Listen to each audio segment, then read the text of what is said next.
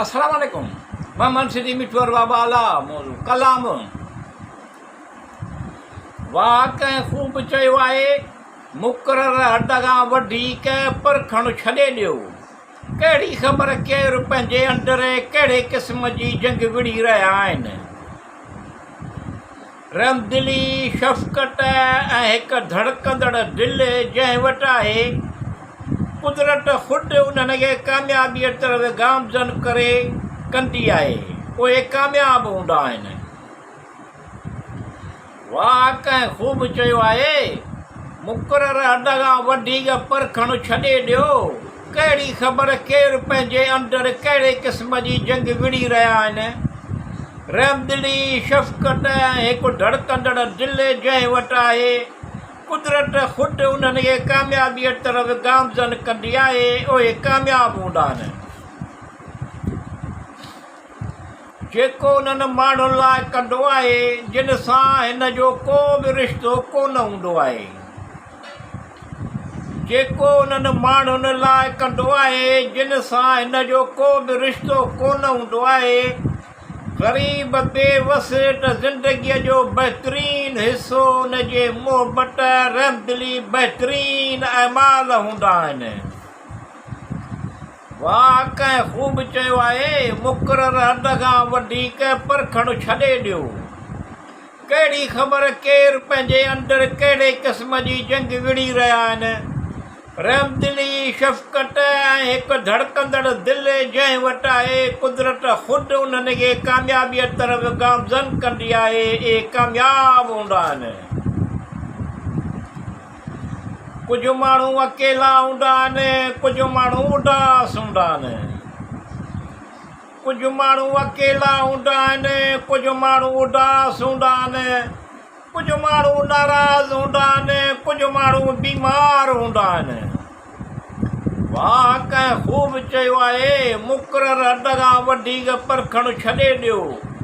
कहिड़ी ख़बर केरु पंहिंजे अंदरि कहिड़ी जंग विड़ी रहिया आहिनि, कहिड़े क़िस्म जी जंग विड़ी रहिया आहिनि।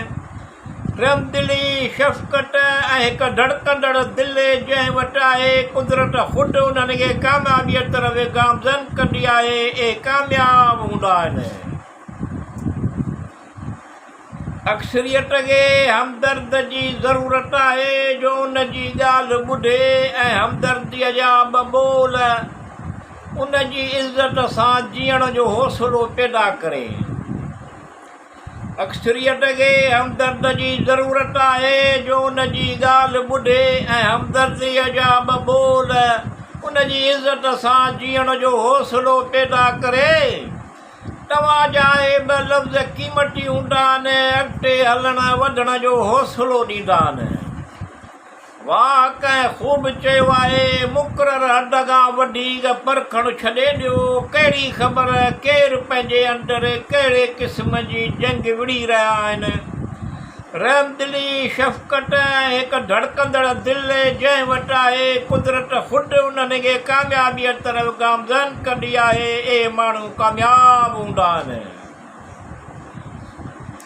जेको शख़्स तंगदस्त खे मोहलत ॾींदो या उनखे कर्ज़ माफ़ कंदो। जेको शख़्स तंगदस्त खे मोहलत ॾींदो या उनखे कर्ज़ माफ़ कंदो, अलाह उनखे क़यामत ॾींहुं तकलीफ़ुनि खां निजात ॾेई छॾींदो।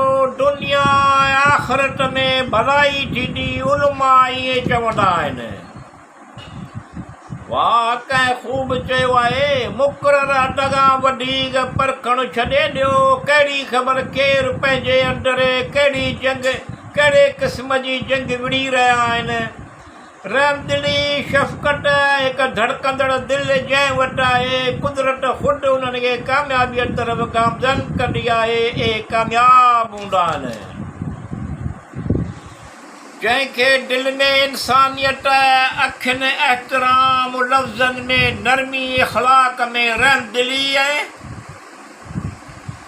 जंहिंखे दिलि में इंसानियत, अखियुनि एहतराम, लफ़्ज़नि में नरमी, इख़लाक़ में रहमदिली ऐं मक़सदनि में आला ज़र्फ़ी आहे। मक़सदु हिन में आला ज़र्फ़ी आहे। ॼाणो ठा इंसान कंहिंखे चवंदा आहिनि। वाह कंहिं ख़ूब चयो आहे, मुक़ररु हद खां वधीक परखणु छॾे ॾियो। कहिड़ी ख़बर केरु पंहिंजे अंदरि कहिड़े क़िस्म जी जंग विड़ी रहिया आहिनि।